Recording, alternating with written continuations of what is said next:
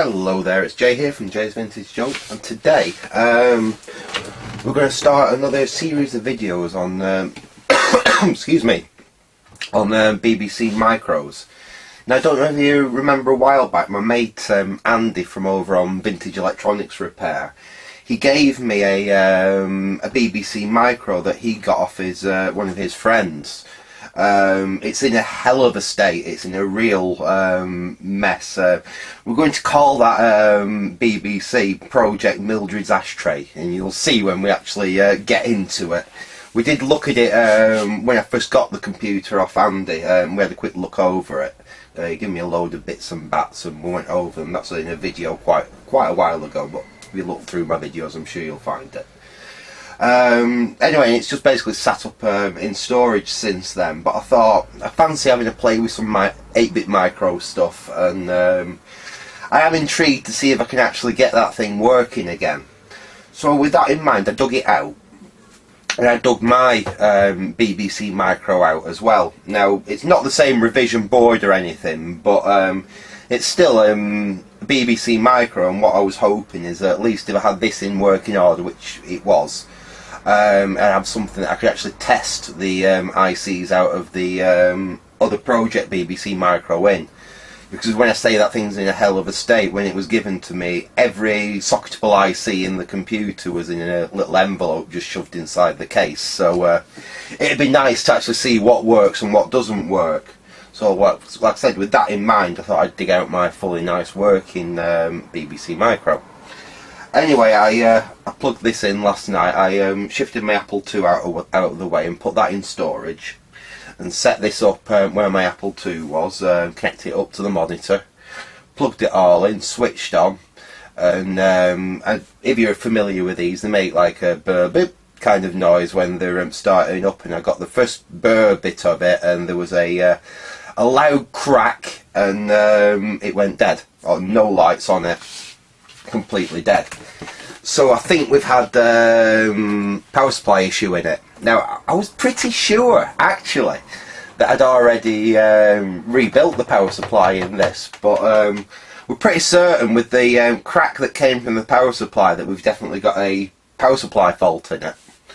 So what I thought we'd do in this video, before we start on Mildred's Ashtray project proper, is we'll take the power supply out of this. We'll see if we can fix the power supply in this and get this computer up and running again. Hopefully it is just a power supply issue and it's not done any more damage anywhere else in the computer, because that'd be a bit annoying if that's happened. So I said, fingers crossed, we've just got a power supply problem for this, and once we've got this one back up and into running order, we said we'll start on Project Mildred's Ashtray properly. And we can have a real laugh at that one, because it's BBC that's in a very, very, very sorry state. But I am still hopeful that we can possibly eventually get it up and running again. Anyhow, let's get into this one.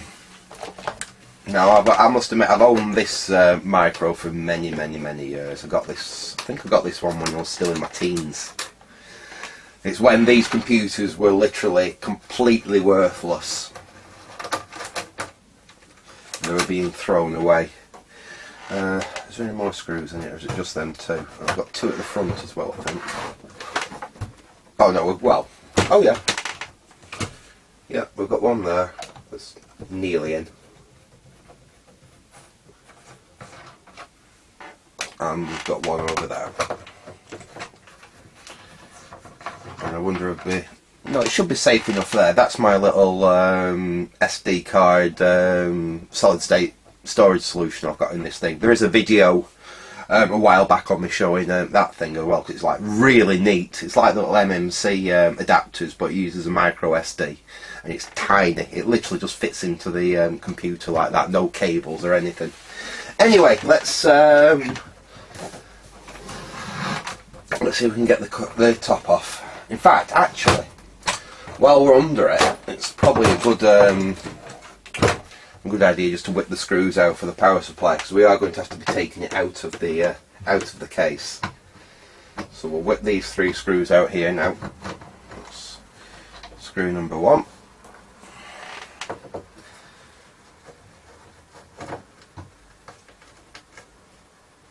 Screw 2. And 1 more. I feel this power supply has been out of here before because one of them screws has got a little washer that should be behind it missing. Right, that's them out. Let's turn the computer back round and lift the top off.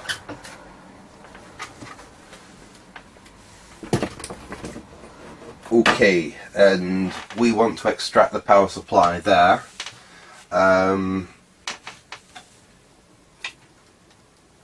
Now that might be an issue. Yeah, I'd forgotten about that. One of the connectors actually broke off the board there, and I must admit I think I must have been naughty. Did I do that? I think it had been done previously, and I must admit I didn't repair it properly. I just soldered it back on last time I was in this thing, so it's actually been soldered on rather than as a proper connector there. I'll snip that off, and when I put this thing back together properly, I will replace that with a proper connector.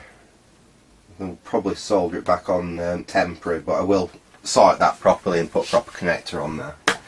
So anyway, that's the live disconnected. All the board runs on +5 volts, so providing you make sure you put your grounds in the right place, all your voltage lines are the same. Like I say, it's +5 volts everywhere. Okay. Oh, and then we have we do actually have a, is it a -5 volts? Yeah. Purple wire there is -5 volts. I think that's just used for the sound chip. I think it's something like that on these. Right. Hopefully we can now extract the power supply. There we go. We're out. We can get the rest of the beeb out of the way, and we can find out what on earth's happened to this thing. Let's get the beeb out of the way. That can go and sit on top of the other faulty beeb over here. Right, that's out of the way. Now, I suppose what I could, if we find something terminal has happened to this, we do have the power supply out of the other beeb. That I know for a fact. I don't think it's been worked on. What I'm looking for here are the telltale capacitors. There's some, I think the Weimer brand capacitors which are always used in these things, which go dead short, and there's generally what fail in them. I can't actually see one of them capacitors in here, which makes me suspect that I've actually possibly replaced them already. So I'm not sure what caused this. What's that in there? Is that a relay, or is that another big capacitor there? Could be the problem. So it's got like a black stuff, like a black heat shrink around it, but it could be that that's the problem. Let's get the meter out anyway. Some test leads.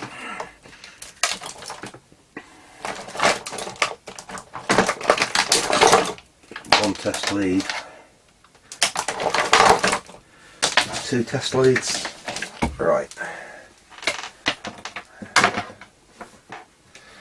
And let's have a look. I think the fuse has gone. So we can pull the fuse out and we can have a look at the fuse. Yeah, it does look like it has been recapped, because that should be one of them horrible, is it Reefer brand, I think, capacitors in there, and it's got a modern yellow capacitor in there. So I wonder if I have done this power supply. I wonder why it went bang then. I think we'll have to get the board out and have a bit of a look.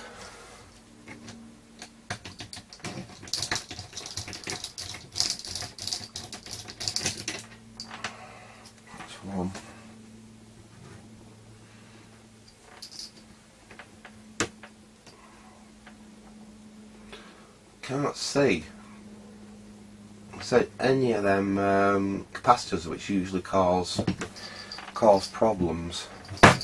We'll know more when I've got it out of the case.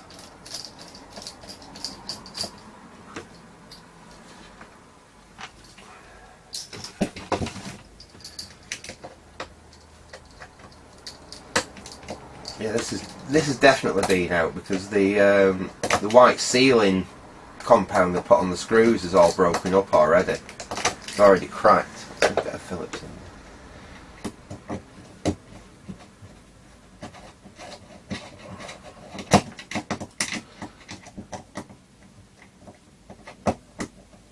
That's a bugger to get to. Right, that's out. Is there any more? Still something holding that.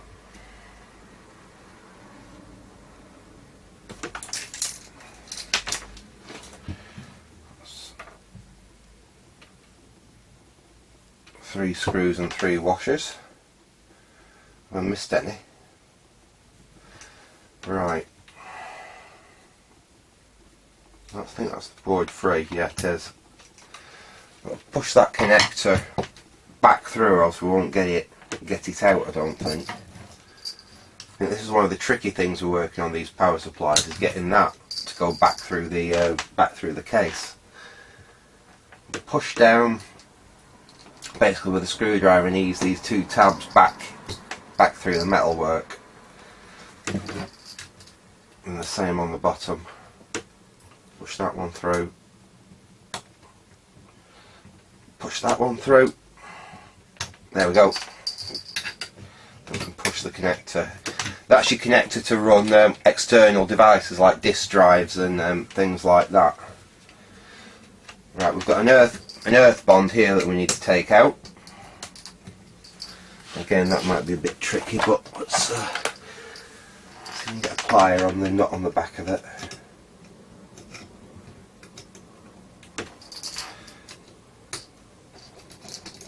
There we go.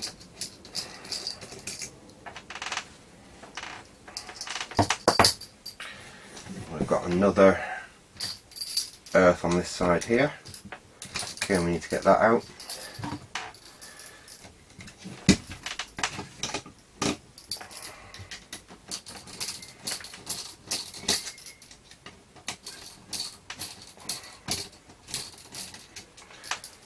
There we go. Pop that screw out. That's that disconnected. Now, last thing we need to disconnect is the wires that go from the board to the switch there. It's double pole switch, so we can just ease them 2 wires off. That's the first one off. Sorry about that, I don't know what happened there. The camera seemed to stop recording for some reason. Anyway, you haven't missed anything. I've just managed to pop the switch out of the front there, and now hopefully we can actually extract the PCB. So there we go. We've got the board out. I'll have a quick look on the bottom of it. Can't see anything nasty there on the bottom. No blown traces or anything.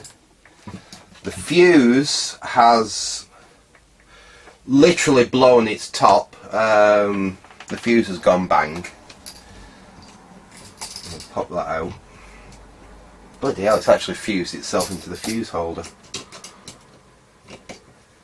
Yeah, that's... wow. That really has gone bang. So if we look... like I said, I did say it went with a right crack, and we're not kidding there, that's gone with a real bang. Right. First thing, if we've got such a crack like that, first thing we want to do is look for shorts. We may have something that's actually short-circuited on here. Also, we'll have a quick look to see if we can see anything that looks untoward. Now, I've definitely recapped this thing. That's where one of the suspect caps usually is, right next to the fuse holder there, and that's been replaced with a modern X2 type capacitor. And again, behind this little transformer here, between the transformer and that power transistor, that's usually where one of the troublesome capacitors resides, and that's also been changed out. So I have been in this one in the past and done the caps, but yeah, it's obviously got another fault on it now. I'm still intrigued. I think that's some kind of transformer. We can have a look underneath. Yeah, it's got 1, 2, 3, 4 connections on it, so it's an isolation transformer or something in that degree. So I don't think it's that that's probably going to be at fault.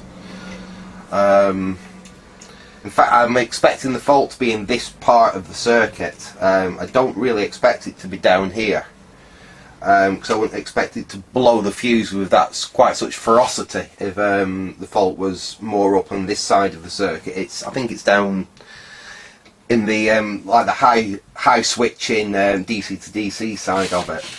I'm not a huge expert, I will fully admit, on switch mode power supplies, although these are fairly simple as switch mode power supplies go.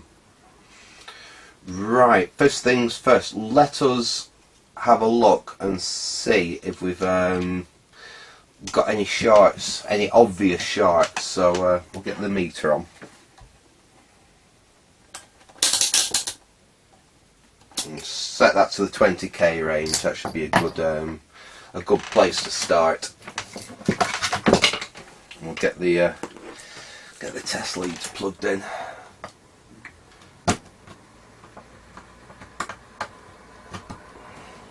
Right, let's have a look here now. I'll prop that up so everyone can see it. I'm not sure if you can actually see that. I'll show it if we find anything interesting, and I'll call out what we get up anyway. Right, so let's put that in the negative. And let's see if we've got a direct short. Now obviously we won't have anything on that side because that's across the fuse, so we're going to the other side of the fuse there. And we're not showing anything as a direct short between just make sure the meter's working, yeah. So between neutral and live there's no direct short there. We'll leave that connected. And we can just have a quick look over and see if we can find... Ah, that's interesting. Did this thing just arc over?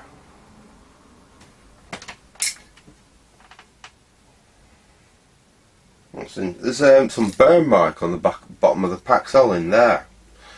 And there's a burn mark there and a burn mark there. I wonder if we just had something flash over here. Let's because there's no short to that. That's the connection to the neutral there. So it literally looks like it flashed over on the back of the board there. That's really odd.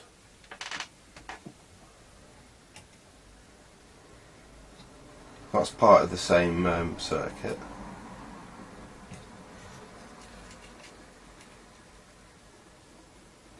Now there's a little is it a thyristor there?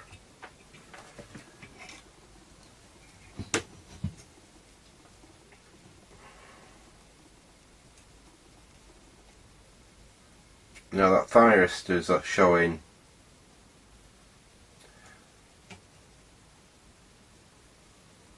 I was sure a thyristor was meant to show a reasonably high resistance until it warmed up and then it drops in resistance, but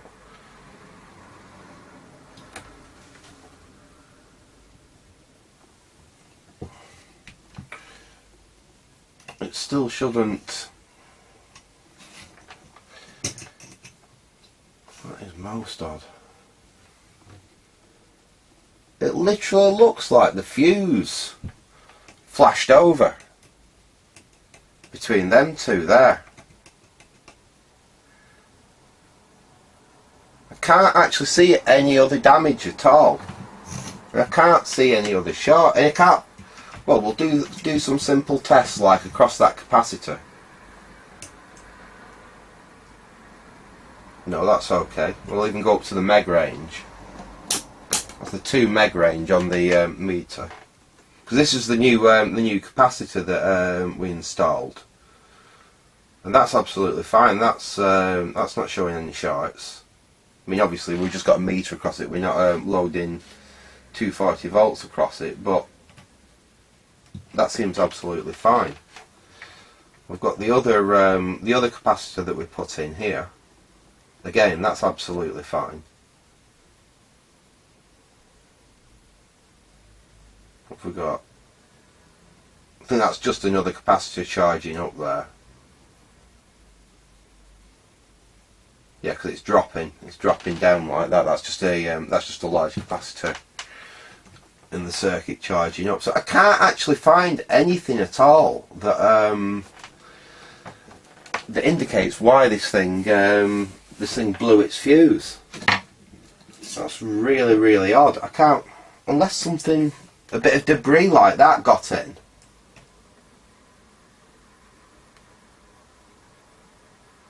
Did we get a bit of debris like that got in and just shorted across? Could it be something as simple as that?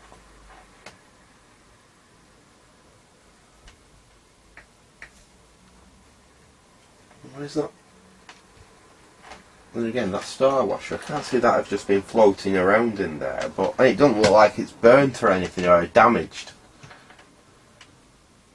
Although it could be. Oh, hang on.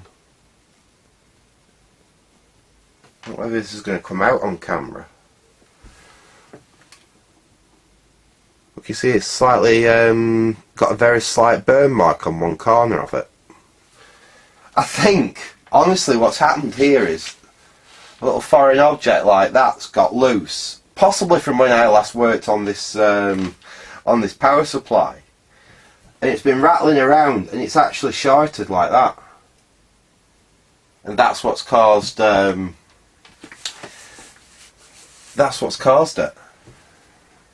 Because I can't find anything on that side of the circuit here which is actually shorted. It seems absolutely fine.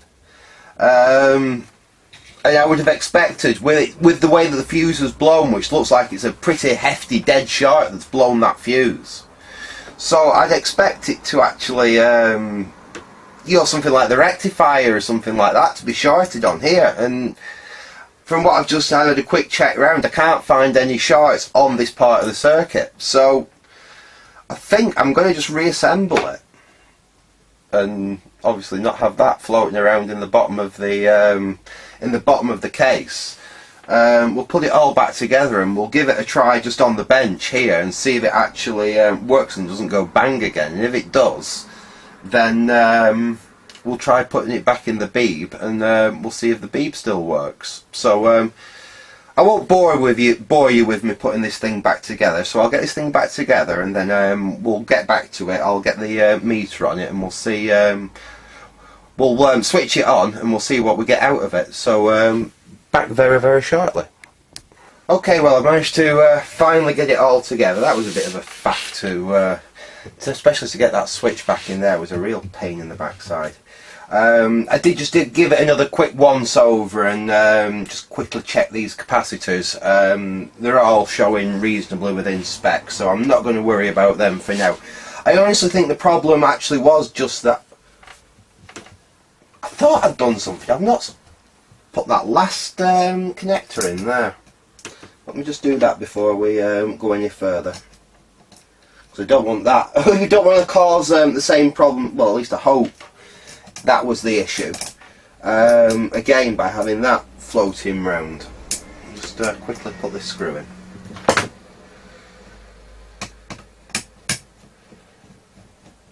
But like I say, I'm hoping that the fault actually was caused by me, and it was just that little washer that last time I've been in this power supply I hadn't, obviously I thought I got it on when I was getting it on the earth over there, and it had slipped down into the bottom of the case between the circuit board and the Paxlin insulation.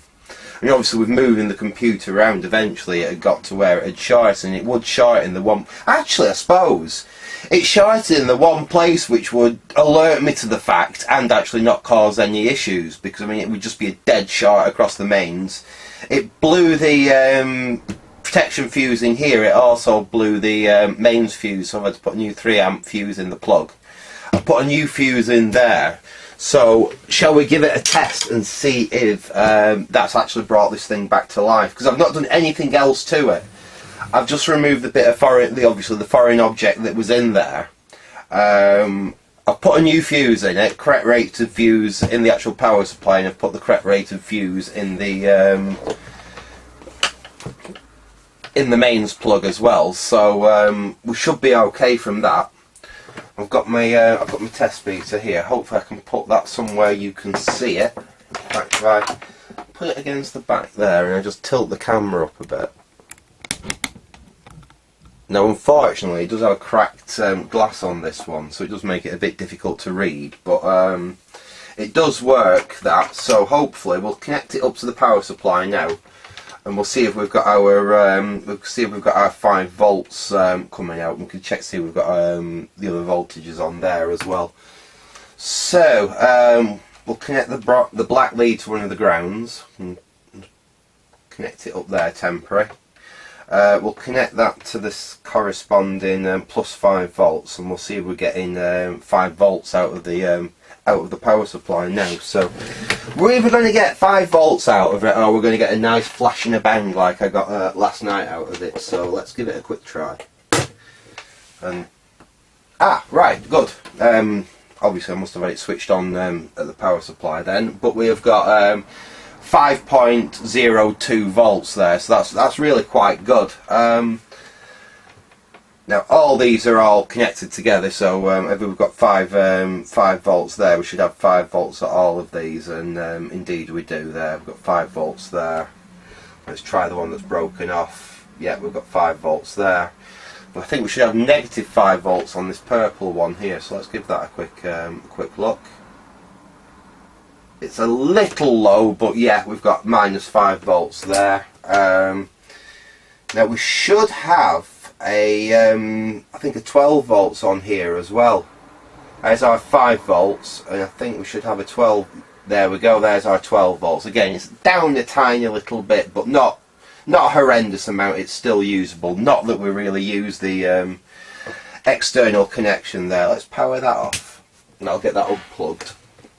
It's not good having just a bare naked power supply lying around on your bench like that, plugged in.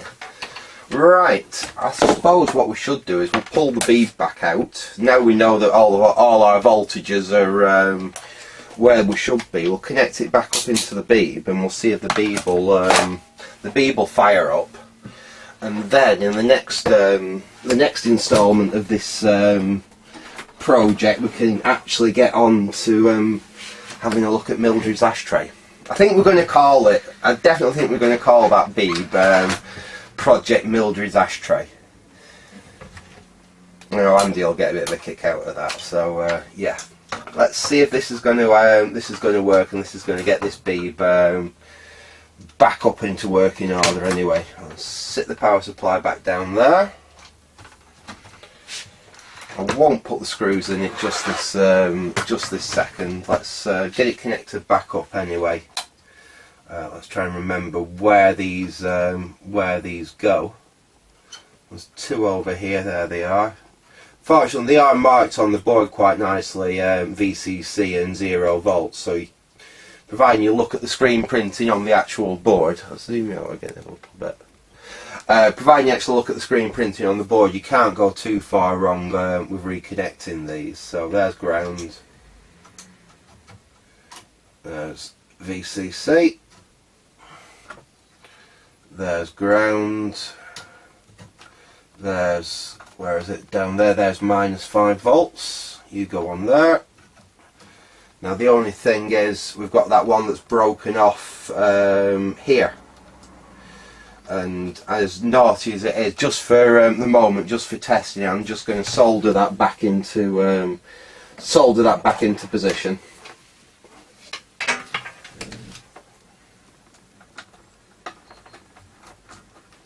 But I will be changing, I will have to take the board out unfortunately to do it, because the connector on the board's what's been broken off and someone's just grafted a wire on in the past. And I think that's last time I've had this apart, I must admit, I think I've just done exactly the same as that, and snipped it off and then desoldered it back on when I've finished. So we've got the board basically connected back up there. I suppose we can give it a try. I think we can try it on this monitor as well, actually. This BBC I have modified to give a colour composite output, but I've done it in a bit of an odd way. I've done the old specky mod on it basically, and just bypassed the modulator, because you actually do have a colour composite signal. On all the BBCs, they give a monochrome composite out through the BNC connector there. But it don't give a great colour composite signal, but if you want to do a really quick colour composite mod on it, especially on some of the ones that are a bit more complicated, the earlier revision ones aren't as easy to do the mod on board. But basically you just bypass the modulator and you can get a colour composite signal out from there. Right, let's set the monitor up. I think we're on AV1. I'll get you up onto the monitor a bit so you can actually see what's happening there, and perhaps zoom you out a little touch. Right, there we go. We'll plug in the old beeb and we'll see what, in fact we'll switch it off, because that was switched on, weren't it, when we tried it last time. We'll switch that off for a sec while I plug it in. Oh, no, I did have it. Let's see. We've got something there. The video's not brilliant, like I said, because we're pulling it out of the colour composite, and I don't think this monitor likes it particularly much. Great, my other monitor doesn't mind it actually. Let's see if we can just whack the contrast up. Oops, wrong one.